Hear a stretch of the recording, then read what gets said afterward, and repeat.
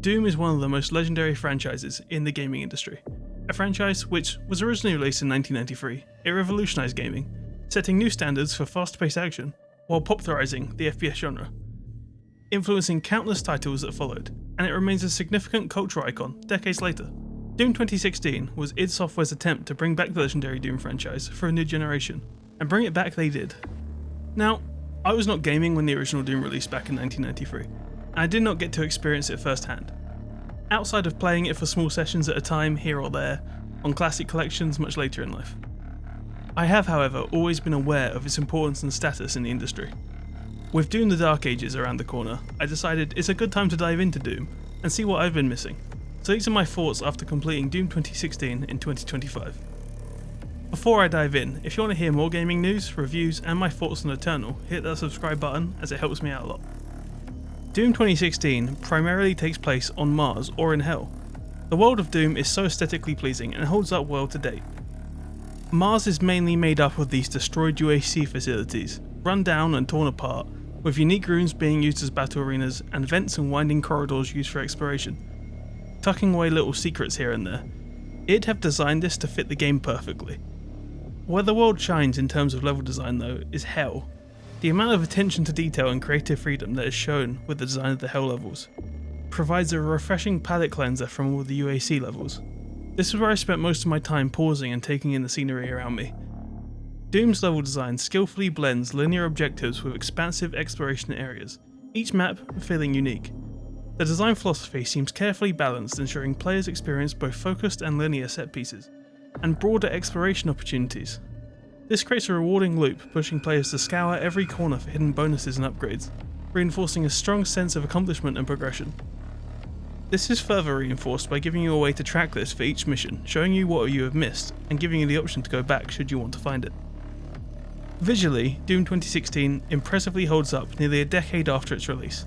Its graphic fidelity, textures and animations still stand strong against more recent titles, demonstrating the effectiveness of its art direction and visual style that it has chosen for this title.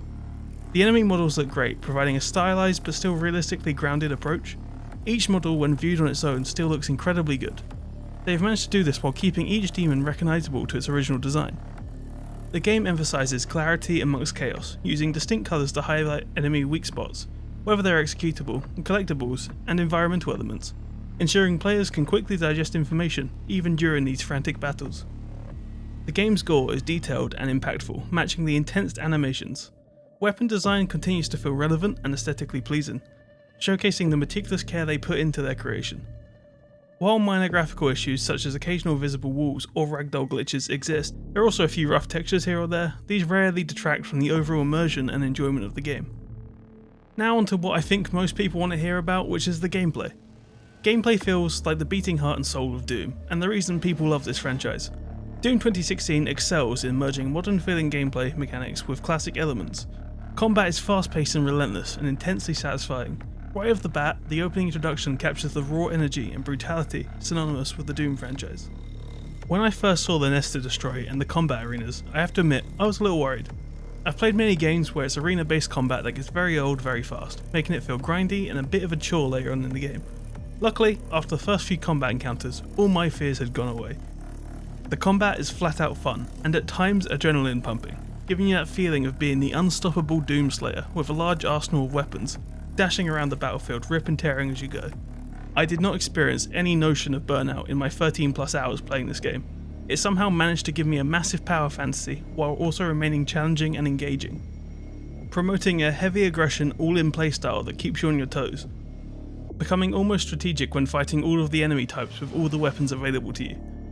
Doomslayer's arsenal in Doom 2016 consists of 8 weapons in total, with all weapons being available at all times once unlocked, allowing the player to be more selective with which is the right tool for the job. This also keeps combat fresh, allowing for constant experimentation. The weapons range from the starting pistol to rocket launchers, and of course all the way to the BFG, which is the flagship heavy weapon of the series. While not all the weapons were useful to me, looking at you pistol, I ended up using almost all of them in every fight. Each gun somehow manages to feel unique from each other. What helps with this is the weapon mod system. Weapon modifications are not just superficial add-ons. They meaningfully transform gameplay and allow for varied strategies. Let's take the heavy assault rifle for example. By itself, it's pretty cool. A useful machine gun. With the modifications, I can add either a precision shot ability, allowing me to target weak points, or a micro missile ability, which allows me to send a salvo of missiles at my enemies. Having 2 modifications on the majority of weapons added a lot of variety. This also came with a lot of choice when deciding where I wanted to spend my modification points and what to unlock first. The game's weaponry feels extremely satisfying to wield. Classics like the Super Shotgun and the BFG return with spectacular effect, providing exactly the punchy, visceral feedback you'd expect with a great sound design to fill each shot. Yet, some weapons, notably the starting pistol, feel very lackluster and become quickly obsolete. I also did not use the basic shotgun that much after obtaining the Super Shotgun. One standout mechanic is the glory kills, these gruesome finishing moves promoting and rewarding aggressive play, giving the Slayer health whenever they're executed. You have to think on your feet with these ones as well. You're invincible while performing the kills, but being in the middle of a group can lead to a quick death if you're not ready when the animation ends. Then there is the chainsaw, a melee weapon that requires fuel to use, but when used it kills the enemy instantly and gives you a ton of ammo back, adding some other considerations you have to make on the go to keep the combat flowing and keep the Slayer alive. The aggressive playstyle is balanced incredibly well, making the all-in playstyle the only way to play and really heightens the excitement and adrenaline you feel. The dismemberment mechanics further heighten the visceral feeling, though I would like even more variation in glory kill animations. Playing on higher difficulties also revealed unexpected tactical depth, ammo management, prioritizing enemy threats, and strategic weapon choices, offering layers of complexity beneath the surface level carnage for those who want it. The arenas the combat takes place in vary a lot in size and scale, with most having a lot of verticality and open spaces for platforming, allowing for fast movement to dodge enemies while also trying to position yourself for success. There are also some fun design Easter eggs which I was informed about, like the original Doom map layouts inspiring some of the arenas you come across. They are also populated with old school health, ammo and armor pickups that bring back the classic FPS feeling. They even have power-up orbs like Berserk allowing you to one-hit punch any enemy, or Haste allowing you to move and shoot faster. These arenas are filled with many enemy types, from the more basic imps and hellraisers, which are kind of your rank and file units, to flying monsters like the iconic Cacodemon, and the more brutish enemies like the dual-wielding Mancubus or the Barons of Hell. I found each of the more unique monsters changed up the way I had to play when I encountered them in fights, or forced me to play around them. Each enemy was fun to fight as well. The only one that I found annoying was the Summoner. Their constant teleporting and dashing around the arena made it frustrating at times to lock them down. There are also boss fights, which were both aesthetically pleasing set pieces but also provided a fun fight. These felt pretty well balanced, maybe being slightly on the easier side, but still felt fun and memorable. The gameplay of Doom is not just its combat however, and that's what surprised me. There is a decent amount of exploration involved in the gameplay loop of Doom.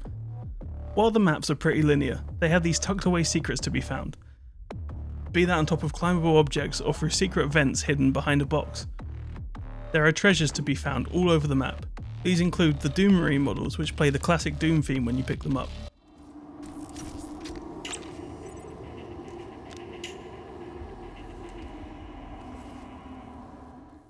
Lore entries. Argent cells which allow you to increase your health and armor. Armor upgrade tokens providing access to various suit upgrades like decreasing self-weapon damage, one that came in very handy for me due to my poor rocket launcher usage. And finally, runes. These are obtained via combat trials which provide passive perk points like making item range pick up further or making enemies stagger for longer. These secrets gave me an unexpected need to explore and it felt rewarding to do so, making me want to try and find every secret on a level. Luckily, the map updates as you go, and you can also pick up these auto maps which help you locate the secrets to allow you to do it more organically, rather than forcing people to use online guides and take the fun out of it. The narrative in Doom 2016 is intentionally straightforward on the surface level. Aligning with the classic ethos of rip and tear, its simplicity ensures minimal interruptions, prioritizing gameplay above all else. For players seeking more depth, lore entries are hidden within the codex, providing additional backstory and enriching the overall experience without burdening the main campaign's flow. I'm personally an RPG lover, and story kind of goes hand in hand with that. The lack of cutscenes did throw me a bit, but it kept the game moving at a quick pace, and that lined up with the rest of Doom's core values. Me personally, I'd like more upfront and in-depth storytelling, but it didn't feel absent in this game. Instead, I was told the amount I needed to know to keep me engaged, and the gameplay did the rest. I can understand why it was created this way when it comes to the game's pacing. It still had great environmental storytelling and world building. The narrated tablets in Hell helped me push the power fantasy of being the Doomslayer to a new level, and honestly, there was more story here than I initially expected coming into the Doom franchise. It seems that they've made attempts to flesh it out, and the choice to put in notes was a wise one, giving people interested the option to look further, and for those who just want to rip and tear, they can ignore it and continue with their crusade. Now, we have to really talk about the sound design and music. Mick Gordon's soundtrack for Doom 2016 is nothing short of phenomenal. The aggressive, industrial metal compositions perfectly match the frantic energy and brutal aesthetic of the game. The soundtrack doesn't merely accompany gameplay, it enhances it, pushing players into an almost rhythmic state of destruction. The musical identity is now synonymous with Doom itself, amongst other gamers. When talking, they know what I mean by Doom music. It's not heavy metal all the time though, it's got a lot of nuance to it with some great ambience. There's also a lot of variety in tracks providing a slow build where it's needed in the game, and absolutely sending it in the peak moments of gameplay. There is something euphoric about music building and hitting that crescendo exactly when you're thrown into high intensity combat. Beyond the music, sound design throughout the game is excellent, from the booming gunfire and the monstrous roars. With each weapon sounding unique, my favourite being the Gauss Cannon's blast and the charging noises. Each element of audio enhances the immersive quality of the experience, cementing Doom 2016's reputation for excellent sound design. The importance of Doom 2016 in the modern gaming landscape cannot be overstated. At a time where FPS games increasingly focused on realism and slower pacing, Doom boldly reaffirmed that speed, aggression and pure gameplay fun remained compelling. It was really refreshing to play. Its influence can clearly be seen in the industry with games like Ultra Kill, Prodeus or Warhammer 40k's Bolt Gun being great adaptations to the Doom formula. Doom's success proves that modern audiences still crave classic, intense action. Nearly 10 years after its release, Doom 2016 remains an excellent FPS experience. Its brilliant combination of visceral combat, exceptional visual clarity, and groundbreaking music and audio design keep it relevant. More importantly, it solidified Doom's place in the modern gaming market. Doom 2016 isn't merely nostalgia bait, it's a game done right. I had a blast with this one and would happily recommend it to anyone thinking of diving into the Doom franchise.